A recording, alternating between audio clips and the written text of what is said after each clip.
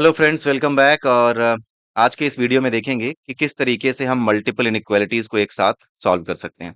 अभी तक जितने भी आपने इनइक्वालिटीज देखी होंगी एग्जांपल, वो कुछ इस तरीके के थे। X is smaller then 3, 5x+1 smaller than 3x+1, 3x-1। तो कुल मिलाकर के केवल एक ही इनइक्वालिटी थी एक इक्वेशन में। लेकिन ऐसे इक्वेशन भी आ सकते हैं जो आपको लेफ्ट हैंड साइड पे दिख रहे हैं, जहां पर आपको इनइक्वालिटीज एक साथ दो मिलेंगी। एक ही इक्वेशन में दो इनइक्वालिटीज दिखेंगी, जैसे पहली ये दिख रही है, दूसरी ये दिख रही है। राइट। इस तरह की इनइक्वालिटीज में आपको खासियत ये मिलेगी कि बीच वाला जो टर्म होगा ना, वो एक्स वाला टर्म होगा। और राइट साइड वाला टर्म भी एक्स वाला टर्म हो सकता है, बट द थिंग इज कि आपको बीच वाले टर्म में ही सब एक्स की वैल्यूज एक साथ लानी पड़ेंगी। एक्स वाला सारा टर्म बीच में लाना होगा। ठीक है। और जो बाकी के टर्म्स हैं, जो विदाउट एक्स हैं, वो लेफ्ट और राइट में रखने पड़ेंगे। इस तरीके से आपको ये मैनेज करना पड़ेगा, इस तरीके से आपको ये सॉल्व करना पड़ेगा। तो थोड़ा सा ये दिमागी कसरत आपकी थोड़ी ज्यादा करवाएगा। राइट। सो लेट अस सी किस तरीके से ये इनइक्वालिटीज आप सॉल्व करोगे। Right. So let me just tell you कि कितने टाइप की इनइक्वालिटीज आ सकती हैं इस तरह के क्वेश्चंस में। पहली तो ये है, पहली दूसरी पहला केस है। एक केस तो ये हो गया कि बीच में एक्स है और लेफ्ट राइट साइड में इस तरीके से कुछ लिखा हुआ है। ठीक है। लेकिन जो तीसरा केस है वो ये है कि एक साथ दो इनइक्वालिटीज दे दी जाएंगी और आपको ये कहा जाएगा कि just find out the solution.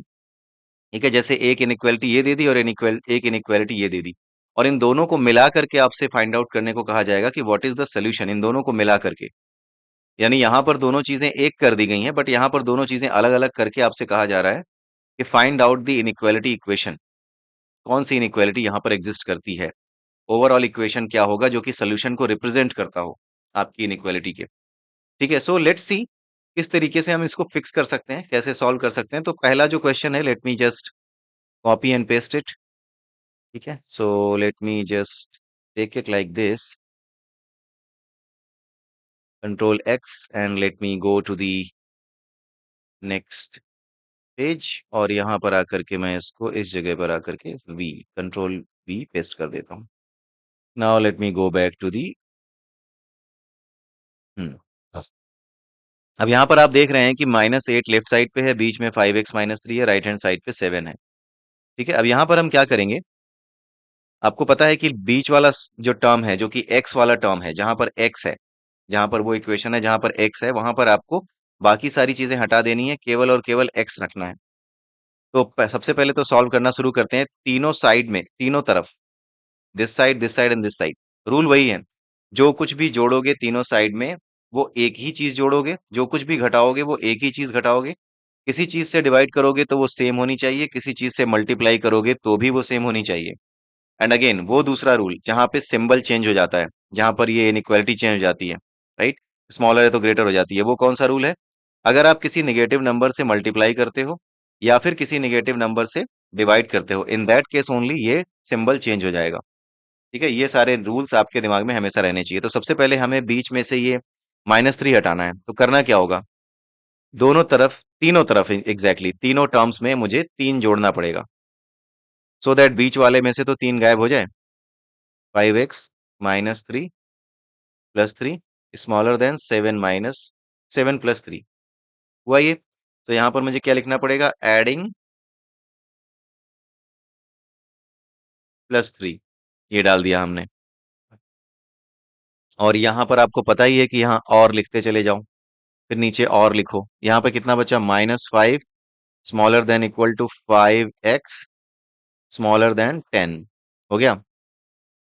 अब मुझे क्या करना है, बीच वाले साइड में मुझे क्या चाहिए, बीच वाले साइड में मुझे केवल और केवल x चाहिए। तो करेंगे क्या, डिवाइड करेंगे। राइट। किससे डिवाइड करेंगे, 5 से डिवाइड कर दो, +5 से। तो क्या बचेगा, 5x/5 स्मॉलर देन 10/5। ठीक है। Dividing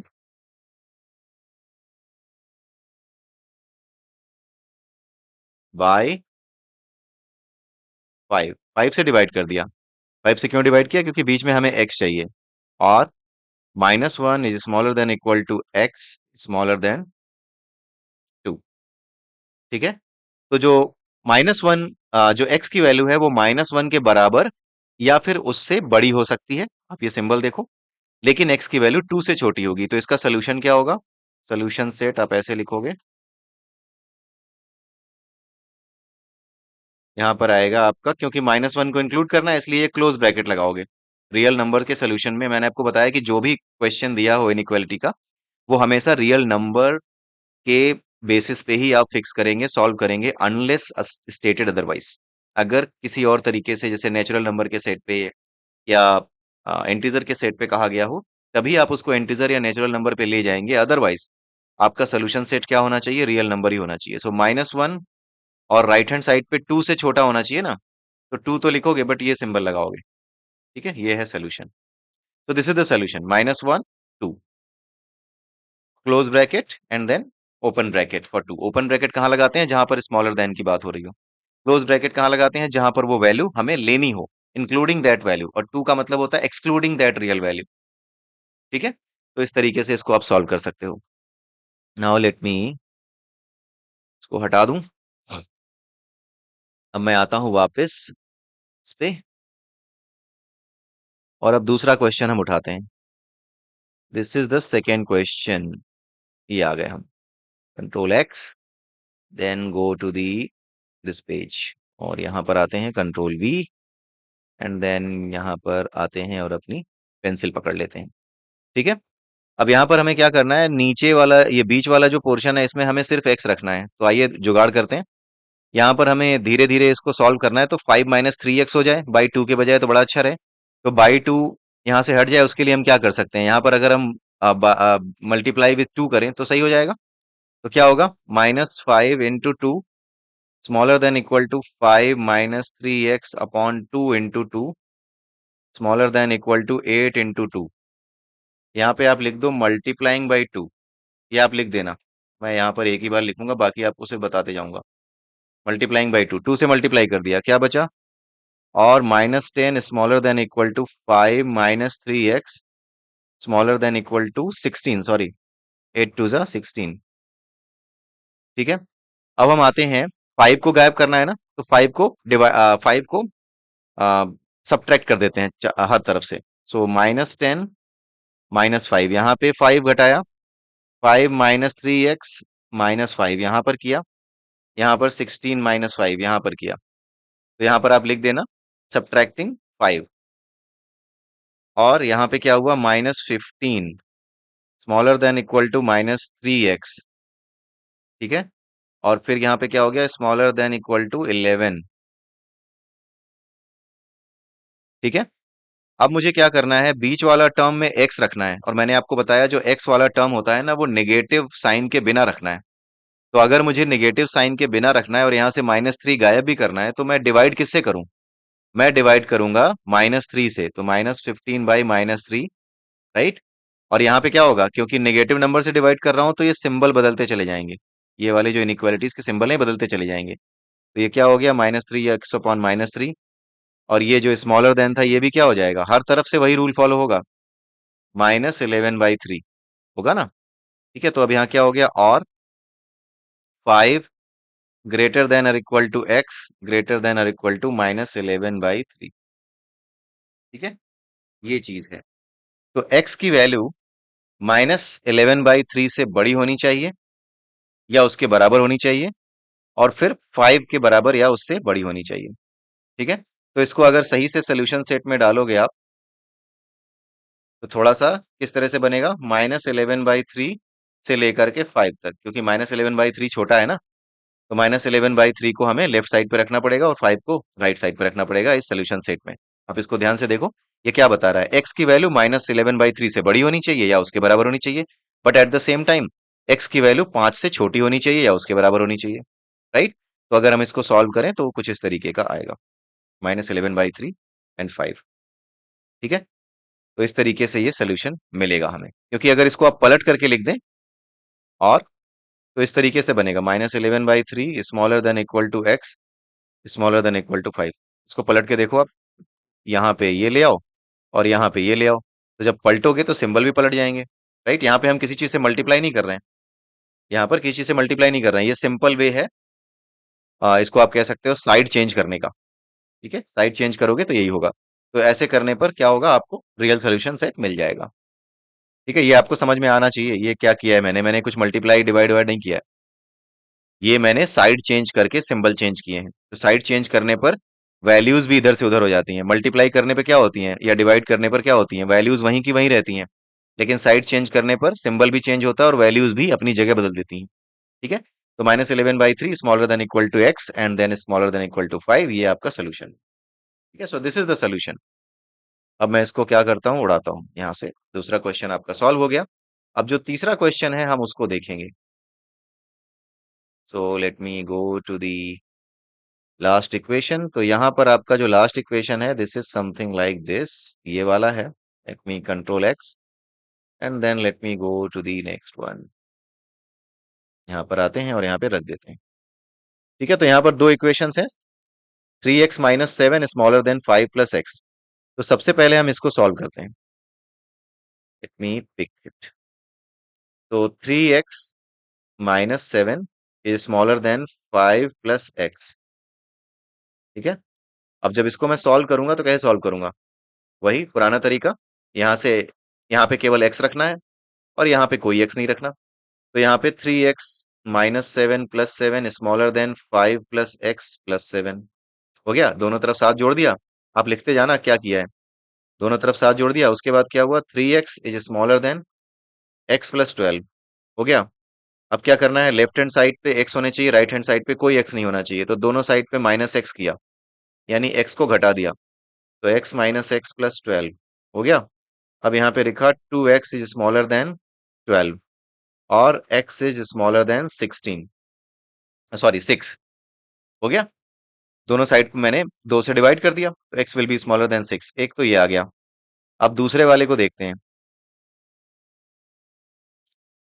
11 - 5x is smaller than equal to 1।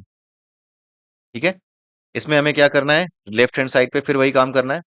मुझे नहीं चाहिए लेफ्ट हैंड साइड पे कोई भी और टर्म अपार्ट फ्रॉम x।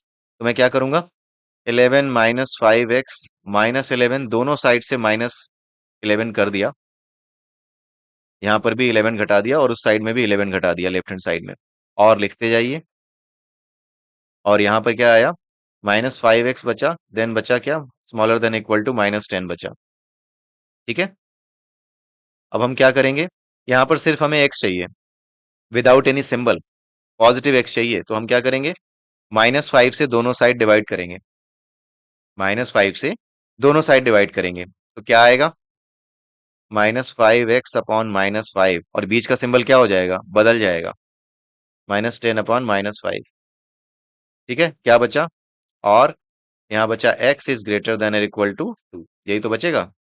तो दोनों को अगर आप मिलाएं कि x की वैल्यू ग्रेटर देन और इक्वल टू 2 होनी चाहिए और एट द सेम टाइम वो क्या होनी चाहिए, स्मॉलर देन 6 होनी चाहिए, एंड x की वैल्यू स्मॉलर देन 6 होनी चाहिए। अब जरा x को बीच में रख करके इस इक्वेशन को पूरा करें। यहाँ पर थोड़ा सा दिमाग लगाना पड़ेगा, x को बीच में रखते हुए इक्वेशन पूरा करना पड़ेगा। x की वैल्यू 2 से बड़ी होनी चाहिए और 6 से छोटी होनी चाहिए। ठीक है। तो x की वैल्यू अगर 2 से बड़ी होनी चाहिए तो ये ऐसे लिखोगे आप, 6 should be greater than x। लिख सकते हैं ना ऐसा उल्टा, but x should be greater than और इक्वल टू 2। ठीक, ऐसे लिख सकते हैं। 6 जो है x से बड़ा होना चाहिए, लेकिन x जो है वो 2 से बराबर या उससे बड़ा होना चाहिए। x जो है 6 से छोटा होना चाहिए। ठीक है। x 6 से छोटा होना चाहिए और x 2 से बड़ा या उसके बराबर होना चाहिए। दोनों को अगर मिलाएंगे तो कुछ इस तरीके से लिख सकते हैं। ये थोड़ा दिमाग लगाना पड़ेगा, इसकी प्रैक्टिस आपको ज्यादा करनी पड़ेगी कि जब आप सोल्यूशन निकालेंगे तो उसके बाद कैसे इसको अरेंज करेंगे। राइट। तो यहाँ पर अगर आप देखो तो मैंने इन दोनों सोल्यूशंस को निकाला, x ग्रेटर देन 6 और x स्मॉलर देन 6 और x इज ग्रेटर देन और इक्वल टू 2। इन दोनों को मिला करके जब मैंने बनाया तो ये बन गया कि नहीं इक्वेशन, ये आ गया कि नहीं सीक्वेंस में। अगर हम इसको पलट दें विदाउट मल्टीप्लीकेशन ऑफ एनीथिंग तो क्या होगा, 2 शुड बी स्मॉलर देन और equal to x and then x should be smaller than 6। ये आया सोल्यूशन, आ गया। x की वैल्यू 2 या उसके बराबर होनी चाहिए और 6 से छोटी होनी चाहिए। तो सोल्यूशन सेट क्या होगा, आई होप यू नो।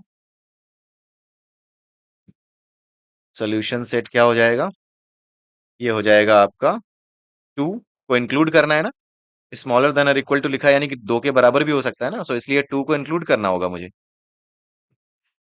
और 6 के केस में क्या होगा, ये ओपन ब्रैकेट लगाना होगा। तो this is the solution. I hope आपको ये समझ में आया होगा कि मैंने ये क्या बताया है आपको, राइट?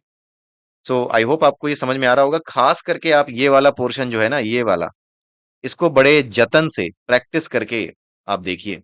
हालांकि कुछ लोगों के लिए बहुत आसान होगा, बट कुछ स्टूडेंट्स के लिए ये थोड़ा सा ट्रिकी होगा और थोड़ा सा वो गलती कर जाएंगे या यहाँ पर वो आगे ही नहीं बढ़ पाएंगे, सोच नहीं पाएंगे।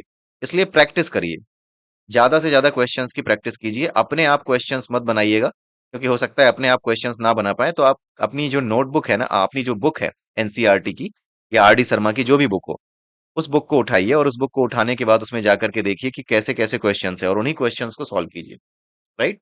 तो इसी के साथ ये वीडियो मैं यहीं समाप्त करता हूँ, यहीं पे रोकता हूँ। अगले वीडियो में फिर आपसे मिलेंगे, तब तक के लिए have a nice day and bye bye.